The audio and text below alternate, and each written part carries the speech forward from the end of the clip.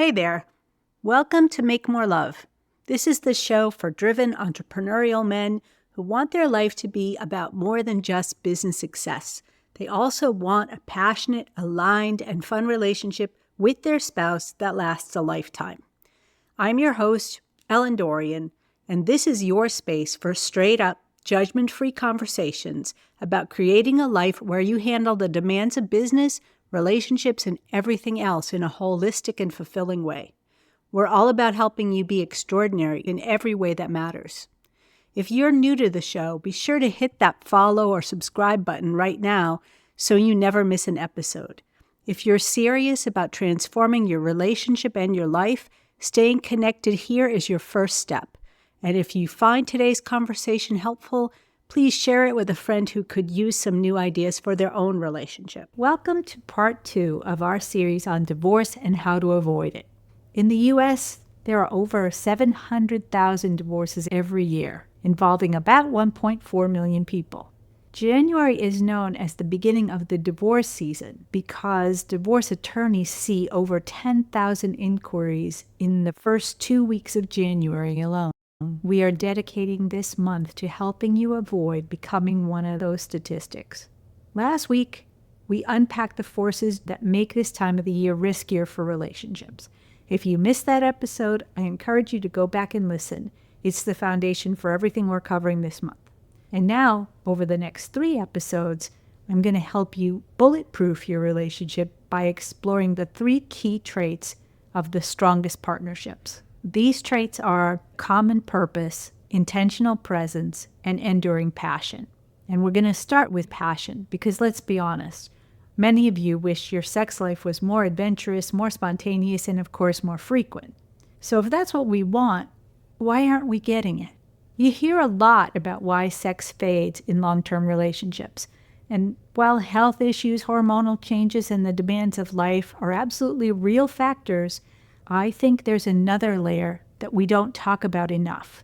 It's about how we're being in our relationships, our behaviors, the patterns and energy, and how those might be creating distance instead of connection. So we're going to explore this question. Could the way you're showing up be affecting the intimacy in your relationship?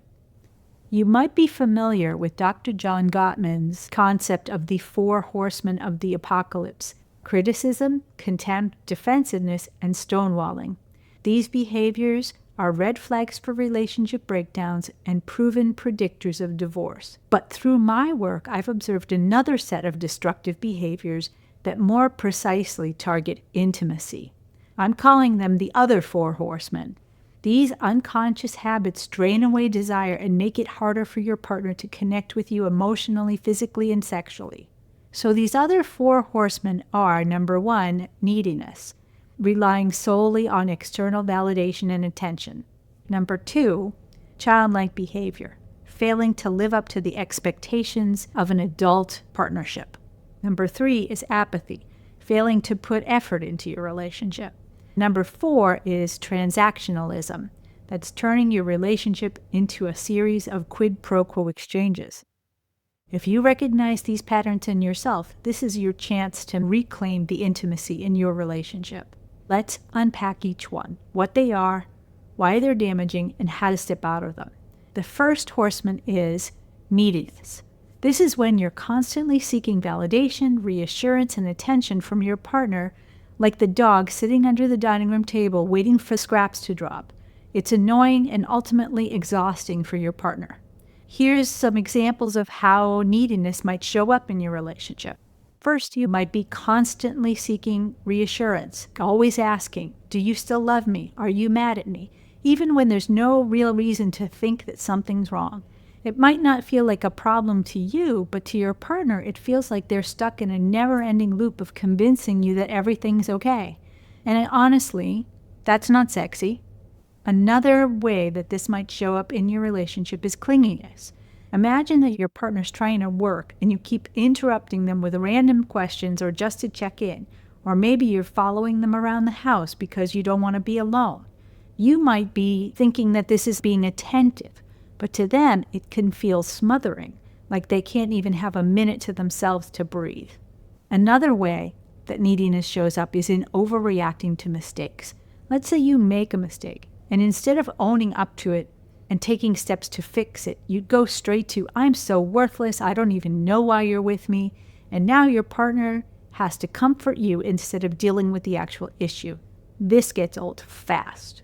You might think these behaviors show that you're trying to take care of your relationship and be connected to your partner, but your partner could feel like they have to carry your emotional weight. Instead of feeling like equals in the relationship, they're constantly reassuring, comforting you, or trying to escape. And that's going to certainly kill the attraction. So what can you do about this?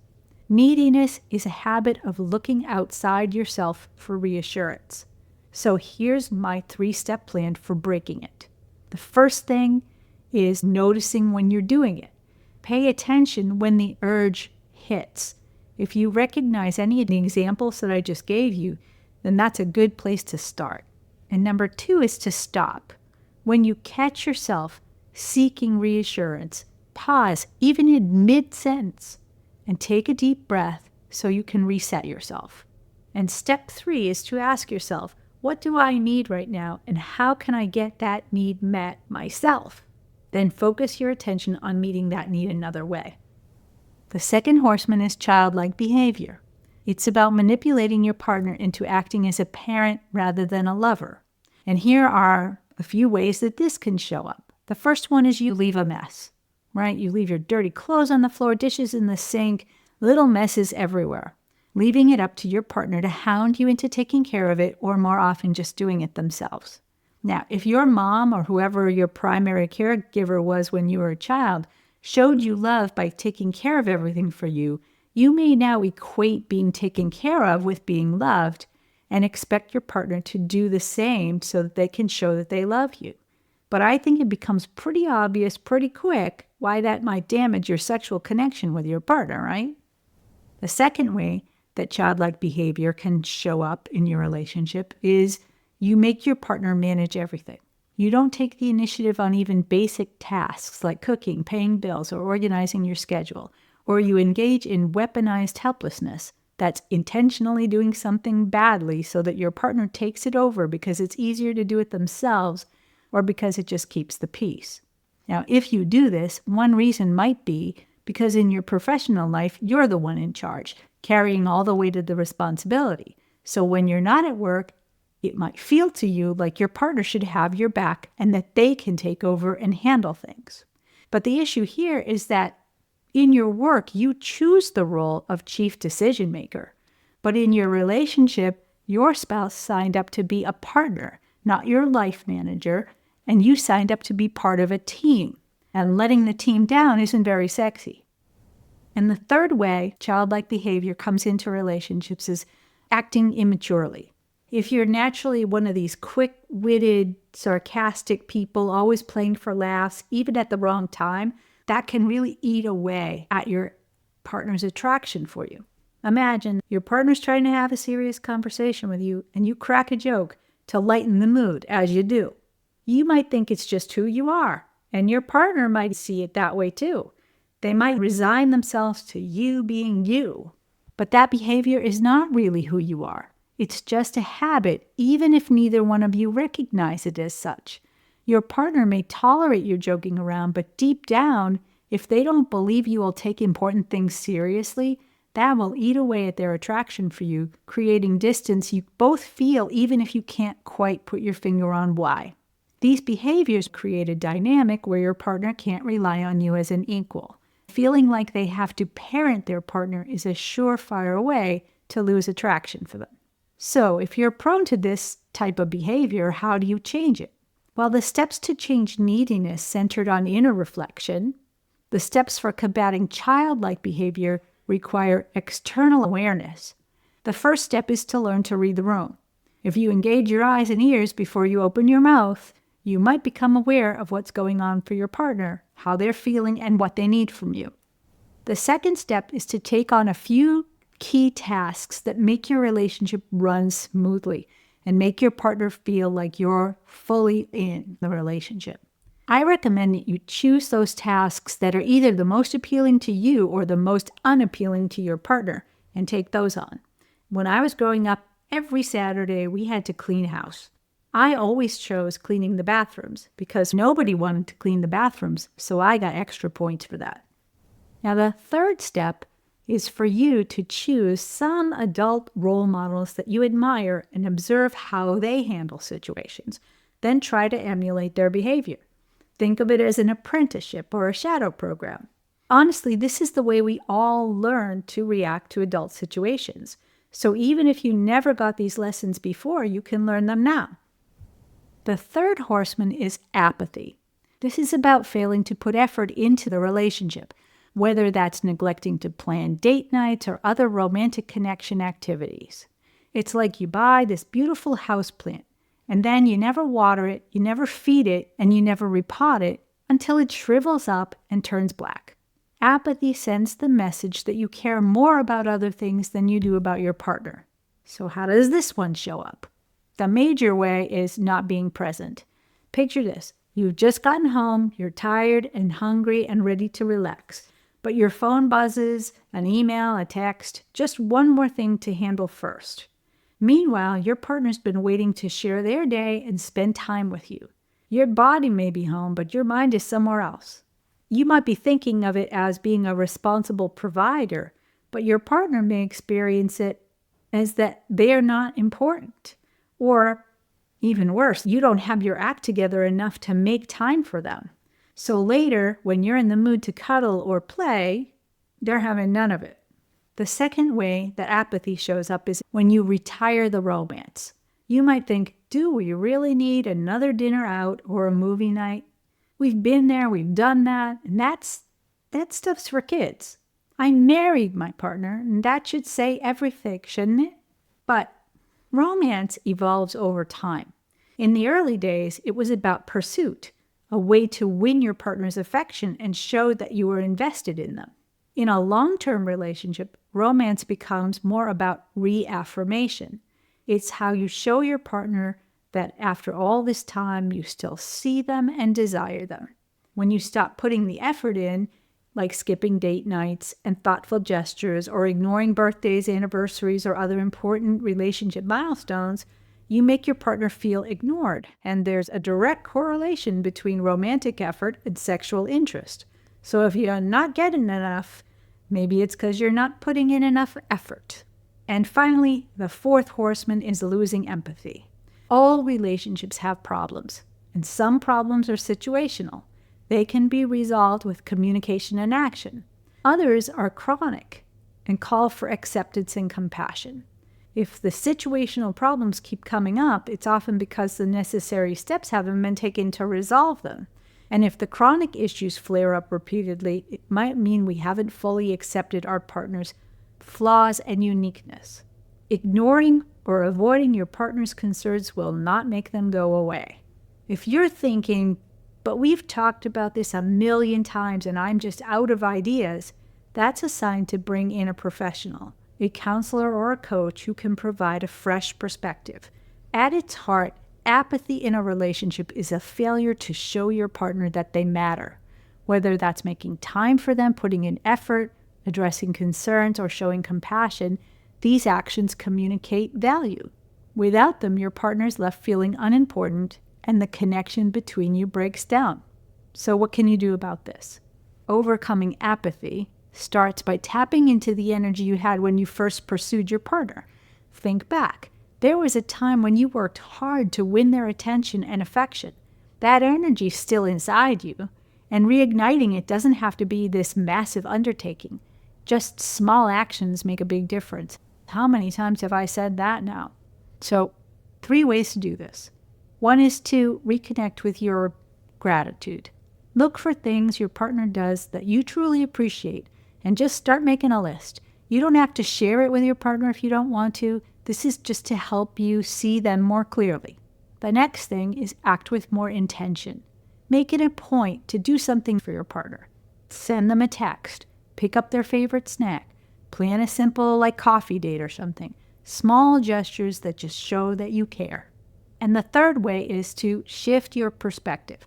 Remember, this person you feel meh about today is the same person you once couldn't wait to impress. Reflect on what made you fall in love with them in the first place and seek out those qualities in your day-to-day interactions. Okay, the last horseman we're going to talk about today is transactionalism. Transactionalism in relationship occurs when interactions between partners are primarily based on exchanges or quid pro quo. Instead of fostering genuine connection, the partners engage in a series of indirect negotiations about how they're going to get their needs met. Here are some examples of how transactionalism shows up in relationships. The first one is conditional love. This is a classic. Here are a couple of examples. A husband wants more sex, but his wife is always too tired. She implies that if he helps out more, she might have more energy. So he steps up, doing the dishes, the laundry, and handling the kids' lunches, but her interest doesn't change. The suggestion turns their relationship into a transaction, leaving them both frustrated and disconnected. Another example. One partner gains a few pounds, and the other suggests, well, if you just lost the weight and got back in shape, I'd be more attracted to you. Instead of inspiring change, the comment crushes that person's confidence and leaves them feeling unattractive and unworthy. And that's definitely going to kill the intimacy between you. Another way that transactionalism comes into play is in keeping score. If one partner tallies every effort they make, like planning date nights or handling chores, and expects equal effort in return, that's what I mean by keeping score. Like saying, I planned the last 3 date nights, so it's your turn now. While it might sound like you just want things to be fair, it can quickly create resentment when the other partner doesn't reciprocate as expected. Instead of fostering connection and care, the relationship turns into a running ledger of who owes who what, leaving both partners feeling like they're not enough. A third way that transactionalism comes into relationships is actually really transparent, and that is using gifts as leverage. This is really ugly. I once had a client who told me the only time he and his wife had sex was when he took her on expensive trips or bought her expensive gifts. He joked, I can't afford a dime in a week just to get laid. What might have started out as love and generosity had turned into a painful dynamic where intimacy was tied to material things. Instead of building connections, the gifts became a transaction and both partners felt the strain. When love and affection are treated as something that can be bought, it strips the relationship of emotional intimacy and it leaves everyone feeling hollow. I think it's pretty obvious why this is a problem. Transactional thinking is one of the most dangerous and damaging patterns in a relationship. It erodes trust, it reduces intimacy into a series of obligations, and leaves both partners feeling used and unvalued. Rooting out transactional thinking takes deliberate effort because historically, relationships were built on this dynamic. Men provided financial support and protection, while women contributed homemaking, child-rearing, and sex. While our values and expectations have evolved, the remnants of this old system still can creep into modern relationships. Recognizing and addressing these patterns is essential to building healthier, more equitable connections. So what can you do about this? The best first step I can offer you to eliminate transactional thinking is to shift your focus away from what you're getting and toward what you're giving. Instead of asking what's in it for me, ask yourself, how can I show up for my partner in a way that strengthens our connection? If you've been stuck in a transactional dynamic, then simply acknowledging that with your partner can create a seismic change even before you do anything else. Now, transactions by definition involve more than one person. So although I usually emphasize things that you can do without involving your partner, in this case, I think the most effective approach is to collaborate on changing the dynamic. Sharing your intentions can help you both stay on the same page and make a real difference. So we're about to wrap up, and I want to ask you a question. Are any of these other 4 horsemen causing trouble in your relationship? If so, just identifying them is the first step to changing them. And by addressing these behaviors, you can build a deeper, more meaningful connection with your partner and lay the foundation for a more satisfying sex life. For more insights and actionable strategies, you can check out a few episodes of Make More Love. There was number 7, which was about mastering date nights. Episode 23 was about steps you can take to reignite your relationship. 24 is a modern hero's guide to making more love.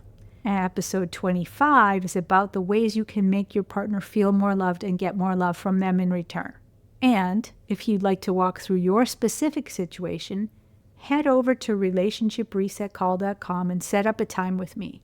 This call is free, it's private, it's quick, and I promise you'll get some ideas you can implement right away to get your relationship moving in the right direction. So I hope this episode has given you something to think about. And this was only part 2 in the series. Next week, we're going to be tackling how to overcome betrayals, large and small. Make sure you don't miss that one. So just to sum up, these other 4 horsemen that have a direct negative impact on your intimate life are neediness, childlike behavior, apathy, and transactionalism. If you sense that any of these things are part of your relationship, you now have a few tools to get you started in getting rid of them. And I hope that that's what you'll do.